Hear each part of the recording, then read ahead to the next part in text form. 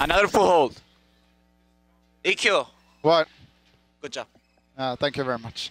Positive reinforcement. Yeah, positive. Everyone, really good job. Like yeah, everyone. really clean. We're all popping up. The Philadelphia Fusion were hoping to punch their Stage 1 playoff ticket today against the Paris Eternal. For Philly, it was win and you're in.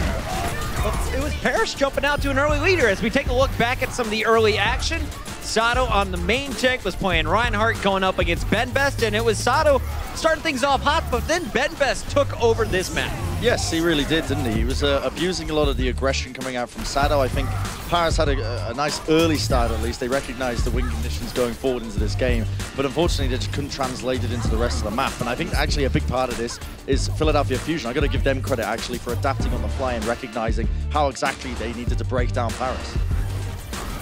No disagreements, apparently. No, that's you pretty much summed it up really well. Yeah, even though they were dominant, once Sato was able to switch onto his Winston, they started to look a lot better again because Paris Eternal just didn't quite know how to abuse it, and in the end had to drop the entirety of that match. I think it's still a little bit confusing with the soon Shadowburn swaps. Hopefully the next meta will be better for Paris. That said, I really don't think it will be. I think, unfortunately, the Paris Eternal are one of those teams that should have done very well in the 3-3 meta, given their pedigree on GOATs coming out of the European scene, having a lot of time in Europe to scrim against some of the best European GOATs teams. And I think pound for pound, when it comes to individual skill on this roster, they are really going to suffer, especially in the DPS roles, if they're having to play against teams in a DPS-focused meta. At the top of the day, I asked everybody, Philadelphia was coming in with the number 4 seed overall. Were they a top 4 team? So you said you didn't think that was the case.